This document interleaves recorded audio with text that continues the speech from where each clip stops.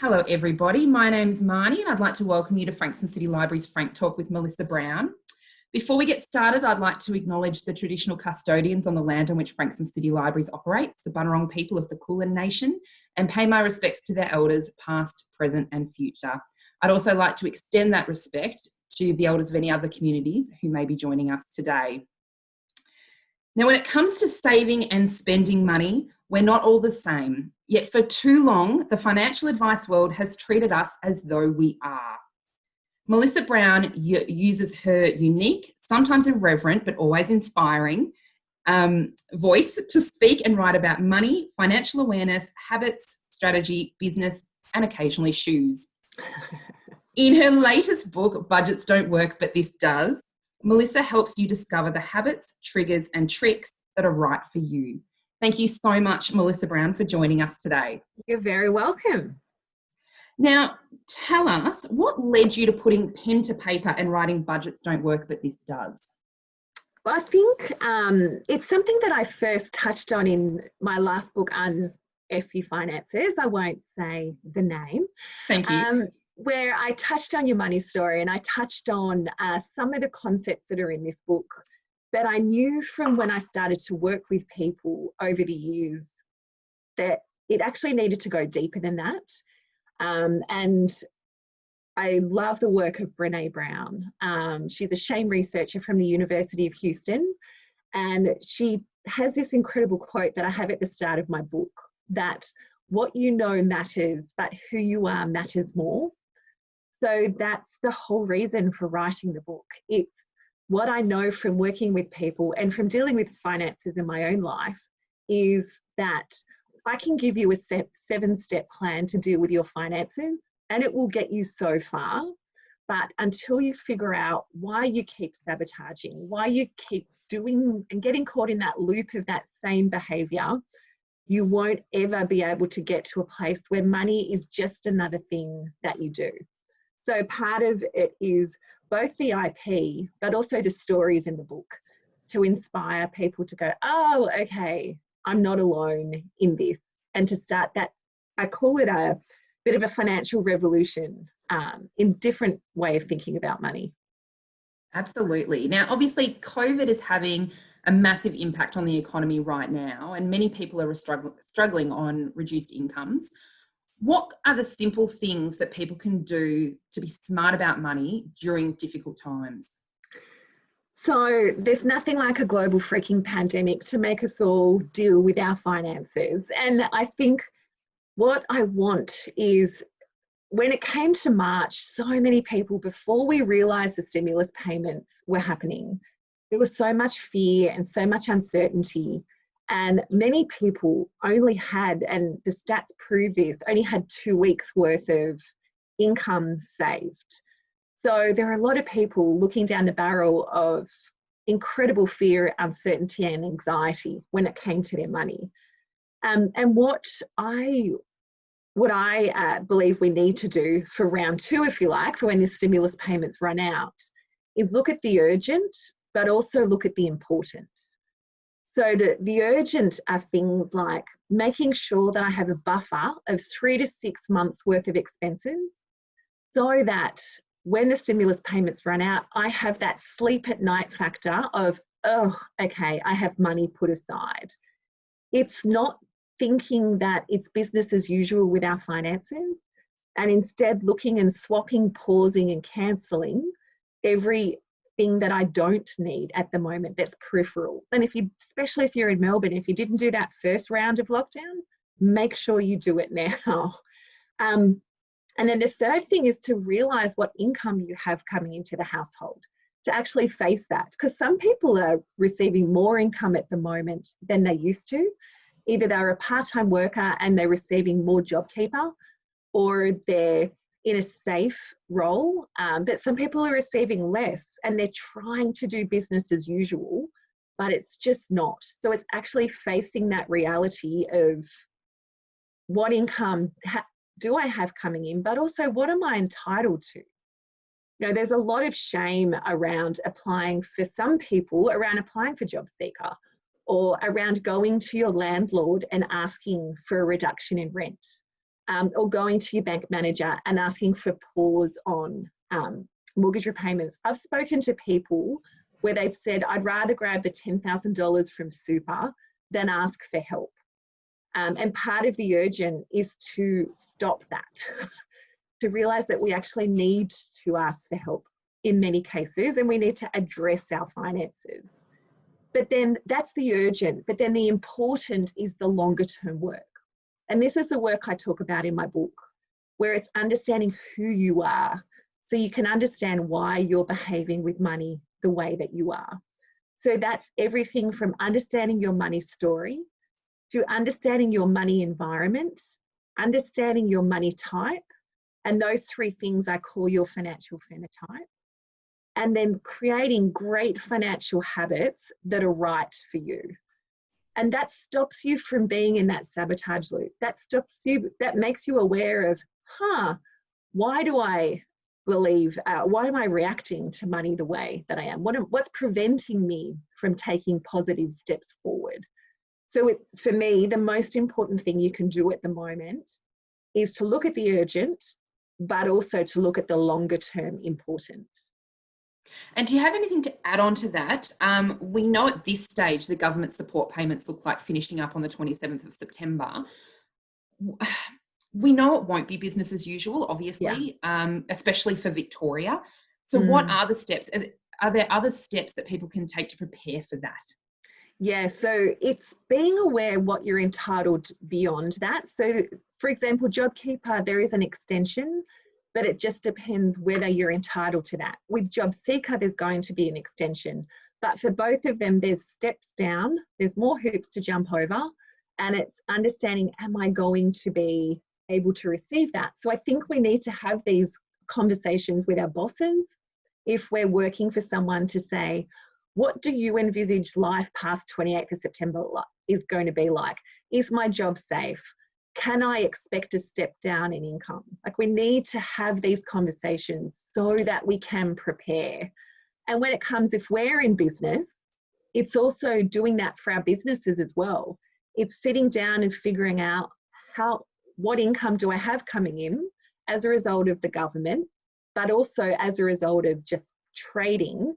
And then what will that look like post-September? Because there is more stimulus payments coming until the end of February, which was announced last week, which was for many people an extraordinary relief, but it's recognising not everyone's going to receive them, and in many cases they're lower payments. So understanding what that means for you. So if you were a part-time worker and if you were receiving $1,500, so extra income, and if you're still entitled to JobKeeper, if you're working less than 20 hours a week, that's going to halve. So you're going to drop down to $750. So it's understanding the consequences of that and preparing, which is where my build a buffer of 3 to 6 months worth of income, if you can, or start building that buffer, and then swapping, pausing and cancelling expenses. Going back through 3 months worth of bank statements and really challenging them, saying, what's important to me? What do I want to choose to continue spending money on? And that might be as simple as my daily coffee, because I just want, like, you know, it's $3, $4. It's that moment where I can just stop and breathe and enjoy that small luxury. But then I'm going to cut out these 5 other things that I simply can't afford anymore. And it might be having conversations with kids as well to say, you know what? We need to choose one of the 4 activities that we used to do, because it's not business as usual, but I want you to have some agency in this. So choose one, and then we're going to let the rest go. But we do need to make those uncomfortable decisions. I know a couple of years ago, having to make decisions myself like that, with things like families and whatnot, it was things like subscription television, the internet plan we were on, you know, could we get a reduced interest rate on the mortgage? Having those difficult conversations with providers who are equipped to have those conversations with you. So calling the bank. And they're expecting those conversations. So the banks are expecting you to have those conversations with them. And there's an extension of mortgage pausing that's allowed to happen, but but you need to have a conversation with your bank about that. If you're in business, there's an expectation around reduction of rent where the government have set out a formula to be used, but also utilities companies are expecting it, phone companies are expecting it. But for many of us, it's getting over that money story around not asking for help and actually sort of moving pride aside and making those phone calls. I've even seen private health insurance companies pause premiums. So you'll be surprised at the different types of expenses we're able to pause at the moment. Absolutely. And as somebody who has made those phone calls previously, people are really pleasant when you do it. People are really polite. It's not an uphill battle.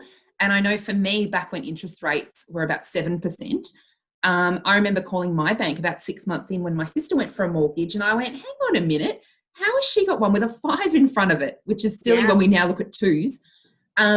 But I rang my bank and I said, hang on a minute, she's going with a subsidiary of yours and she's got a 5 in front of it. And they said, we can knock 2% off. Yep. And just like that, I had my mortgage repayment came down by a couple of $100. Absolutely. And particularly if you've got equity in your mortgage, your home at the moment. So what banks are looking at is they're looking, if you have got a stable income, if you've got equity in your home at the moment, the banks are looking at that as really attractive. So that actually gives you more bargaining power than you're aware to go to your bank and say, hey, can I actually reduce the interest rate? Because this is something that I know that you're going to feel safe with, is a mortgage where I'm in a stable job and I've got a lot of equity. So therefore I want to be rewarded for that with a lower interest rate. So of course we couldn't have expected COVID to hit. No one could see that coming. No. How can we ensure that we're financially robust going into lean times in the future? Yeah, I think the problem that many of us had is that when times are good, we kind of get a bit apathetic around our finances. And what I've heard people say, and this is the language they use, is, you know what, this is a problem for future me. You know, future me will sort that out. And what we need to understand is that it doesn't matter where we are or what age and stage we are, we need to deal with our finances. And I kind of see it as no different from any other wellness part of our life, whether that's eating well, whether it's exercising, whether it's stress reduction and other mental health related issues. The earlier that we deal with our finances, the earlier that we put a plan in place to understand, to acknowledge and have a plan and a toolkit for how we can deal with our finances, the easier it's going to be. I think it's like anything, you know, during COVID, I was, especially when it first happened, I moved less, I ate all the wrong things. And then after a while I went, oh God, I really need to do something about this. And it was an effort then. So I think with your finances, the longer you delay it, the longer you delay the inevitable of actually looking at this and dealing with this, the harder it's going to be. So by dealing with it early, then it doesn't matter if it's lean times or it's good times, you've got a plan in place and you know exactly,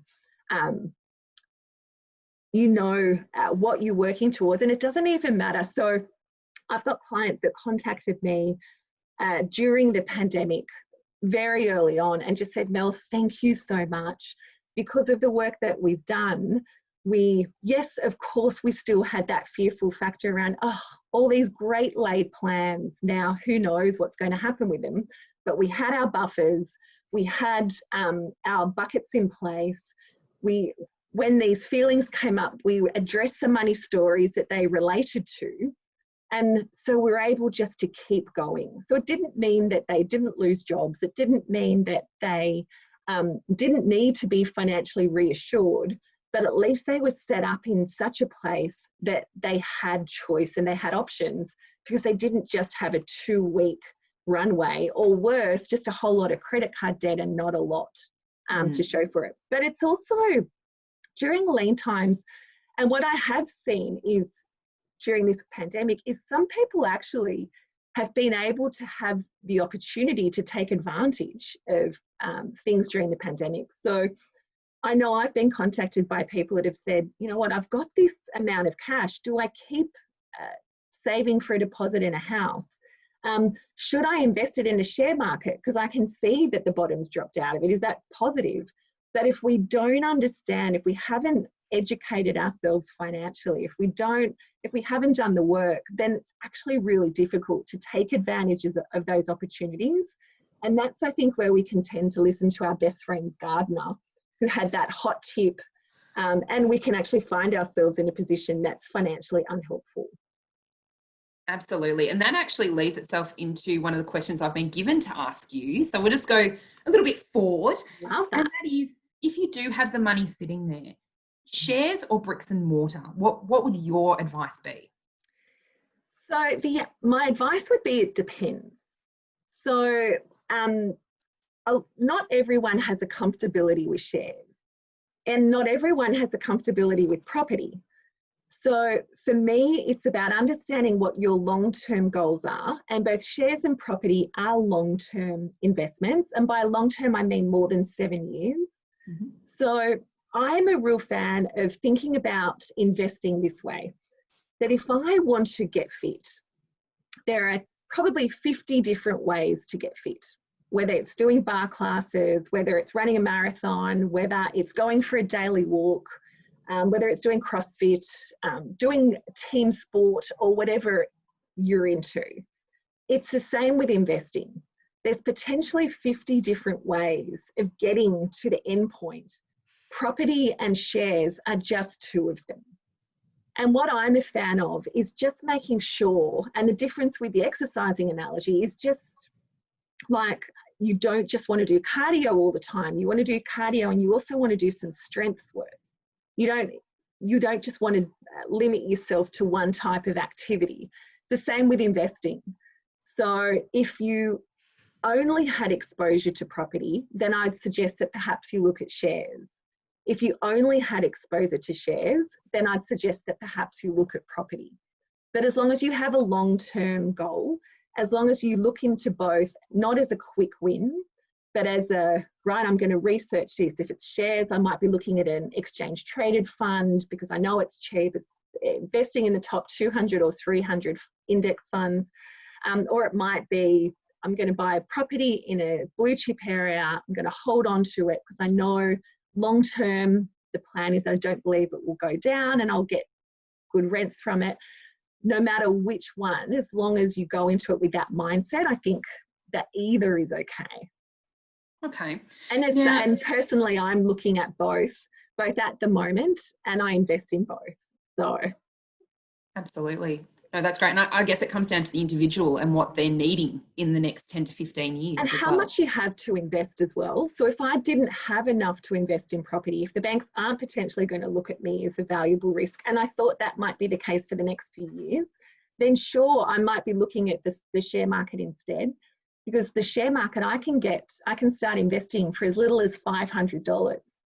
So if someone is concerned that, you know what, long term, I just don't think property is going to be something I can afford to get into yet, then share market can be a way that you can start investing as long as you have that long-term mindset. Absolutely. Now, in your book, you say that budgets don't work. So are financial goals still relevant, and what should they be? And how can you meet those goals if you don't have a budget? Oh my gosh, great question. So absolutely, I believe that budgets don't work. In the same way that I don't believe diets work. Diets are super restrictive, they're calorie counting, and as soon as you finish with it, the research says that most people put on all the weight and then some when they're done. Diets are the same. It's super restrictive. It's almost calorie counting for your finances. And then when you're done, you grab the money out of that savings account and head off to Bali or splurge some other. So it's this binging, splurging mindset. Instead, I'm a fan of having a goal that you're really excited about, understanding your financial makeup, and then setting up great financial habits that move you towards that goal. And yes, you still need to understand how much it costs you to live each month. And by that, I don't mean how much you spend on shoes and clothes and whatnot. It's what's the essentials? What's my, I always get wants and needs wrong. What's my needs? So housing, utilities, phone, kids' school fees, like how much does that cost? And I would have a bills account for that. I'd have a savings account for my long-term goals, and then my everyday spending is what's left. But if you don't do that goals work first, then you don't know how much to put in that savings account. You don't know what I should be doing and what percentage or what dollar figure should I be doing. And when you do that goals work, and I talk about this in my book, is it's really important that they're your goals. So my sister has 3 kids, she lives in the Shire, and before the pandemic, she was off to head to the US for some study. Personally, I own a couple of businesses. I have chosen not to have kids. I've got a home in the Blue Mountains of Sydney, another apartment in the city. My goal was not to have the choice to work by the time I hit 50. My sister doesn't have that same goal. She's kind of resigned herself to the fact that for her it will be 70 because she's got 3 kids. It's very, we're very, very different people, and our goals are very, very different. And so I think for many of us, it's realizing that we have choice when it comes to goals, not to live a life by default and wake up one morning and go, how on earth did I end up here? This is not what I intended to be. And if your goal is to travel and live overseas when this whole pandemic is over, it's working out from there, what's my 12-month goal? If I want to do this in 3 years' time, what does that mean for the next 12 months? And if I've got 10 grand in credit card debt, or if I don't have $1 of savings in my account, then I know I either have to start paying off that credit card debt or start saving so that I can go away. So it's figuring out your long-term goals and then figuring out what does the next 12 months look like as a result. And I think we were actually discussing this before we let everyone into the meeting. We were having a chat about some of my personal goals. And mine are mostly travel. So beyond that, not very much. And I was saying to you, Mel, that my daughter and I will drive from Chicago to Los Angeles on what's left of Route 66 at that point in 2032. So my daughter is currently 5 years old. So she will be 18. She will have just got her license. She'll have turned 18 the month before we head off. She doesn't know this yet. So hopefully we don't have a falling out between now and then. But I looked at that and said, well, how many years is it? How many pays are in that? What do I want to have sitting in that account? And so now I automatically, without even thinking about it, have $25 that goes into a bank account that's specifically for that trip. And that is how I budget. Yep. Because as a single mum, if I try and write down in a spreadsheet what my budget is and what I'm allowed to spend money on and what I'm not allowed to spend money on, it is like a diet. I would then be going and buying the biggest block of caramello chocolate I can find and binging it with a bottle of wine on a Friday night. Whereas if I know that my reward I think when I started, it was 18 years time. So we're probably about 13 now or something like that, is that I am driving in basically Winnebago across America, possibly for 3 months, and considering compound interest and all the rest, it's not something I'll have to worry about the money for when we're 5 years out from that holiday. Yeah. And the thing is that $25 a month, you are not going to miss. Whereas if you decided, I really want to do that, I'll start in 13 years time because it'll be 5 years before. Who knows what life will look like then? So, and I know when we chatted, people were saying to you, you're mad. Why are you starting that early? But why not? And my thing is always, if you're excited enough about your goals, you'll change your behavior so that you'll get there.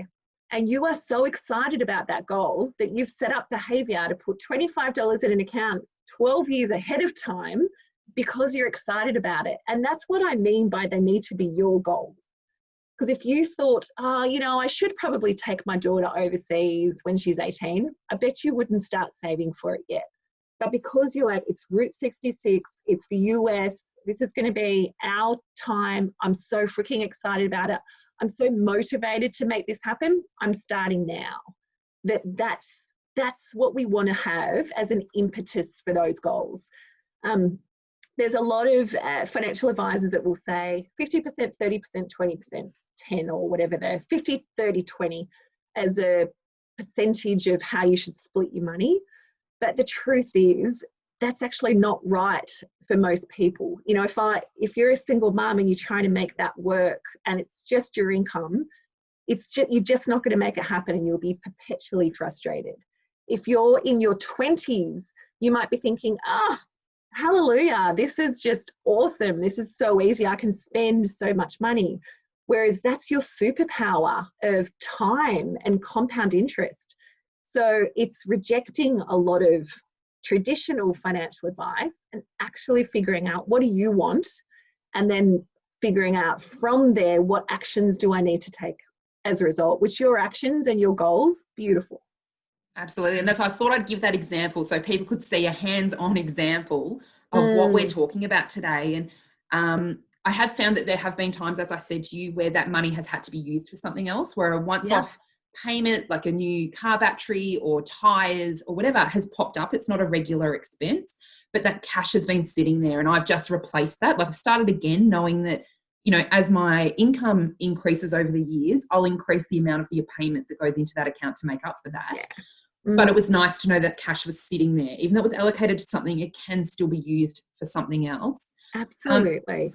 And a question I do have is, if you're not budgeting as such traditionally, how do you prioritize saving against paying off existing debts? That wasn't actually the question I was about to ask, but let's go with that anyway. How do you prioritize saving against paying off existing debts? So I don't talk about debt so much in this book, but I certainly did in my last book, which was F Your Finances.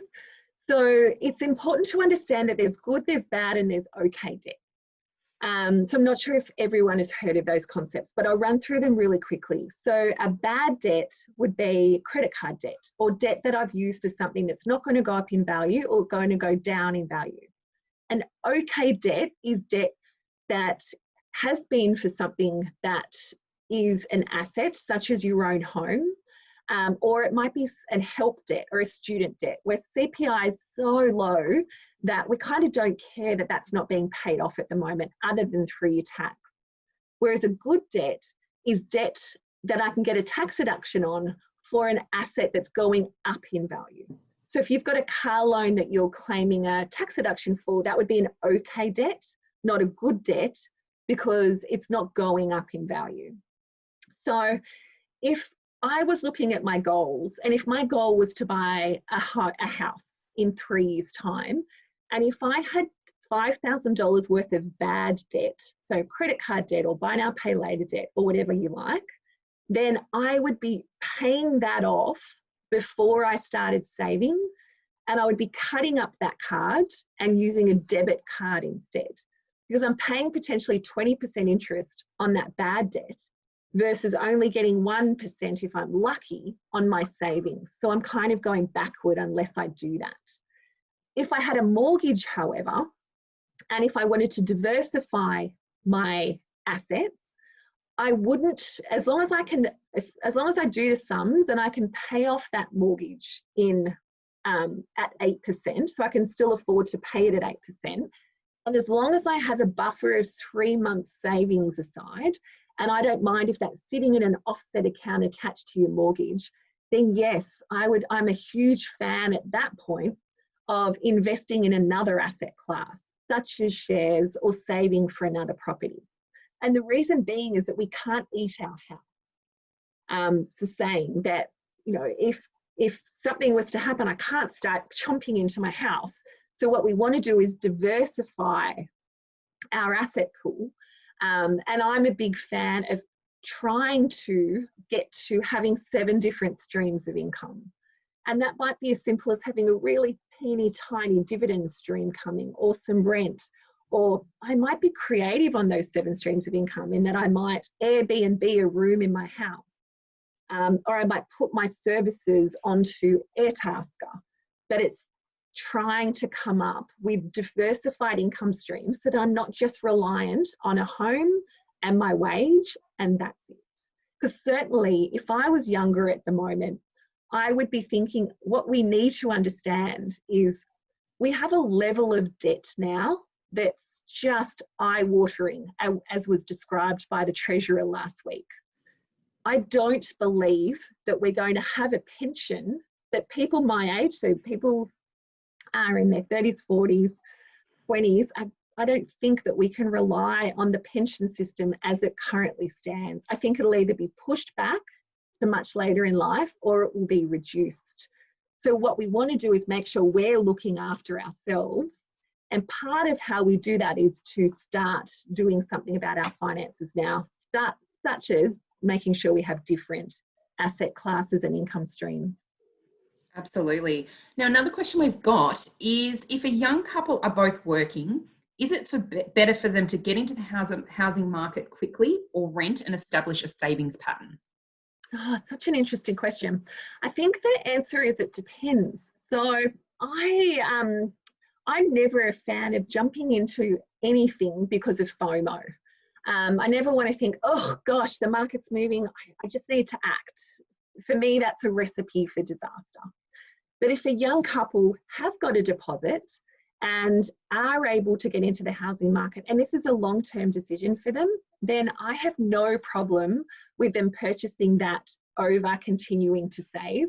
Because what I know about most people is that we're much better at paying down debt than we are at saving.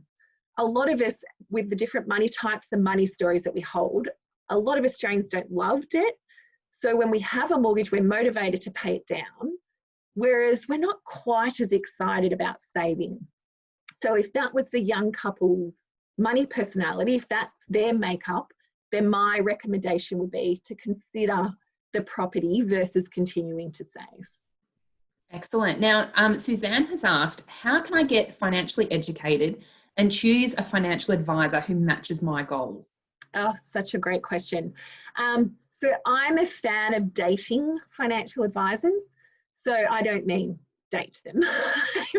Although that would mean that you get it cheaply. I did marry my physio because, you know, I'm a klutz and it's just ridiculous. So it's a much cheaper option. Instead, what you want to do is don't just go to the first financial advisor that you speak to, and certainly don't go to one just because they're free. So go and speak to one that's attached to your super fund, or go to one attached to your bank that understands they're going to want to sell you product that's attached to that financial institution. So just go into that with your eyes open. Instead, I'd be talking to a number of financial advisors and asking questions such as, how do you invest? Or can you tell me about how your assets are invested and what assets you have?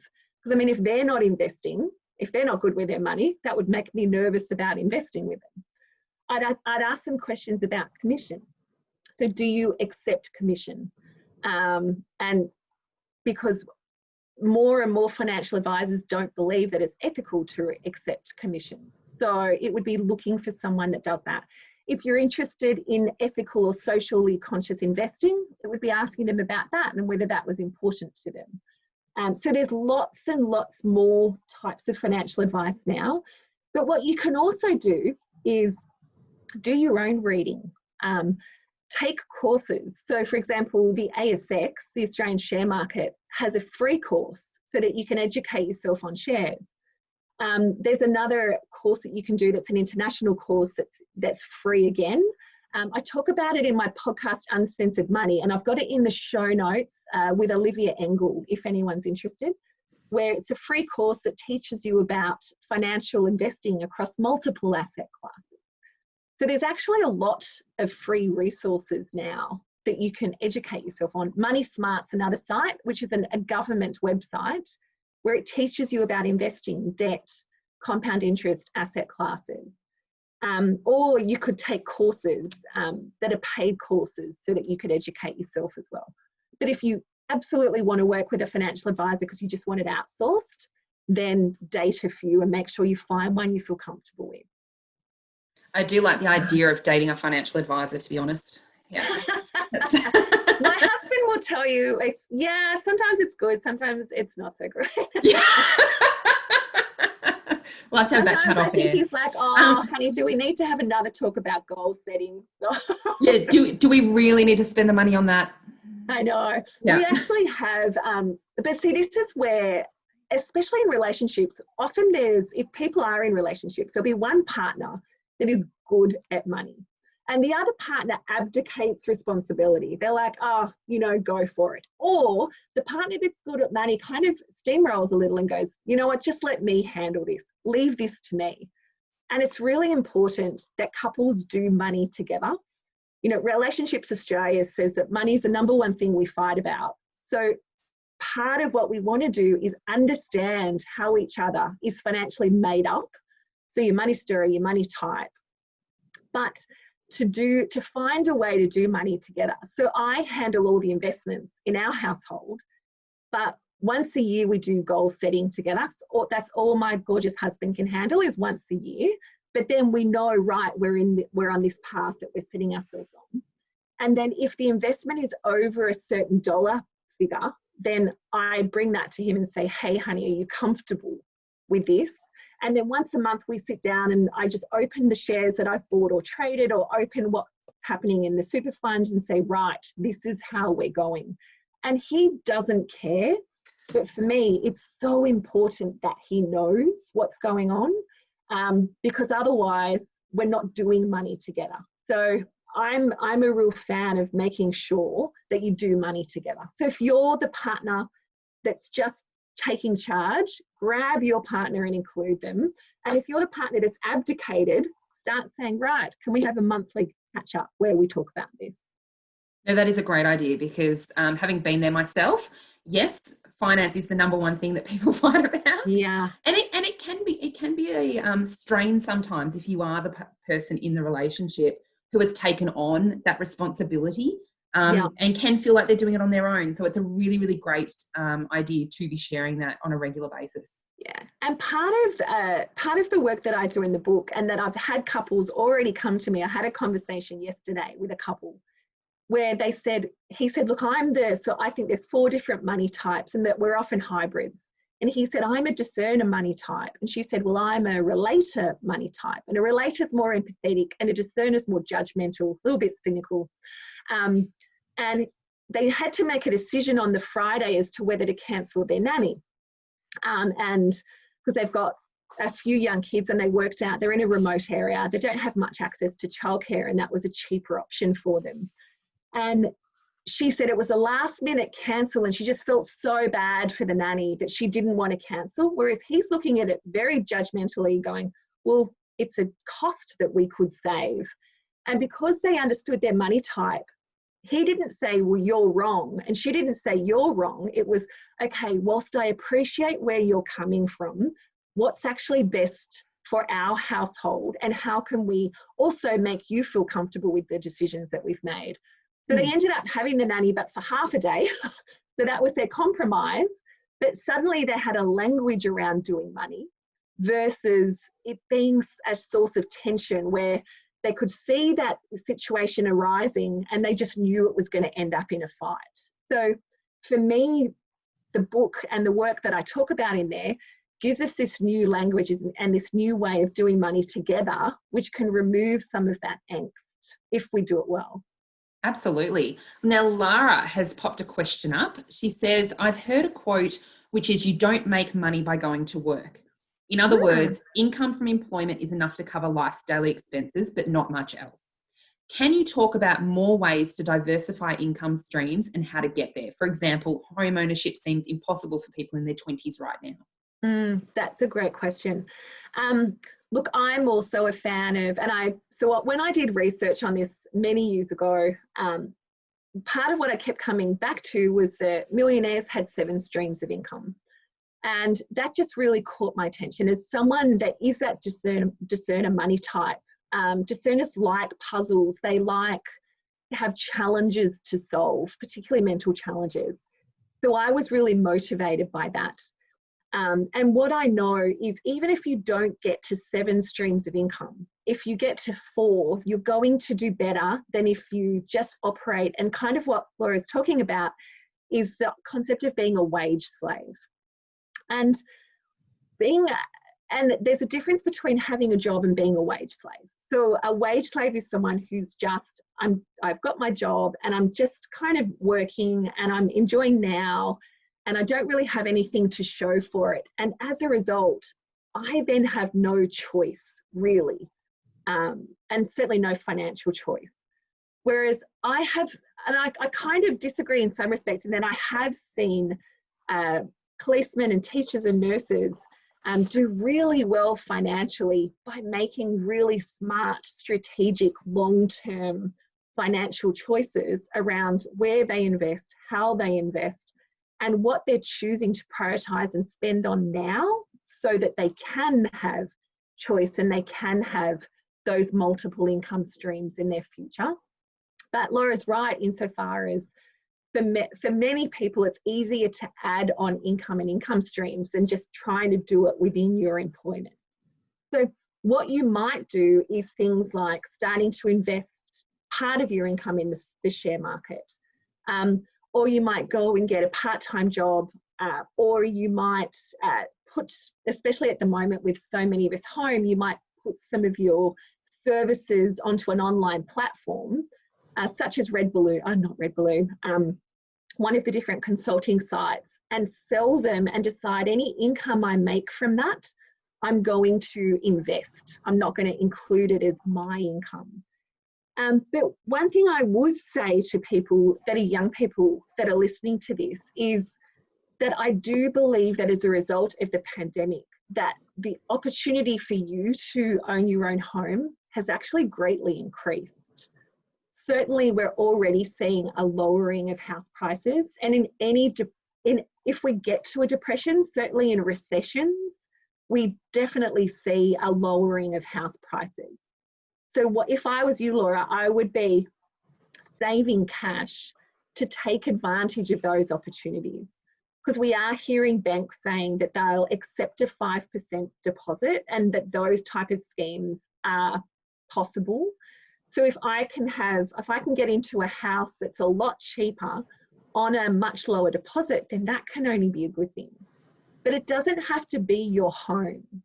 I'm a real fan of thinking outside the box. So for some people, they may never own their own home. They might continue to rent, but own an investment property. Because particularly if I'm on a slightly higher income, I can take advantage of the tax laws so that I can negative gear that property, whereas still rent in maybe an area that's cheaper. Because what we're seeing at the moment is some areas have dropped significantly as far as rents are concerned, whereas other areas haven't. So you might choose to invest in an area that you think long-term will be good for rental return, and then choose to rent yourself in an area that's cheaper. So I think thinking outside the box with these things is really smart. Absolutely. I do actually know a couple who does that, and even at retirement, they had their investment property and they were still renting, and it worked really well for them. Absolutely. And there's a whole model. So Chris Gray from the Property Empire, that's his model around. His thing is, I'm never going to own my own home, but I'm going to own other assets instead. And the challenge is to make sure you own other assets instead of just enjoying now and going, look at all this spare income. Absolutely. Now we are going to have to leave it there, Mel, but thank you so much for joining us today. You're so welcome. Thanks so much for having me. And Melissa's books are available on our digital library apps, free with your Frankston City Libraries membership. If you're not a member, you can join online today for free.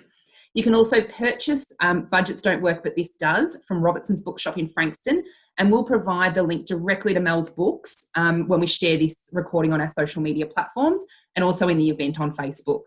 Keep an eye on Frankston City Library's website for the great Frank Talks we've got coming up. And thank you so much for joining us for our Frank Talk with Melissa Browne live with Frankston City Libraries.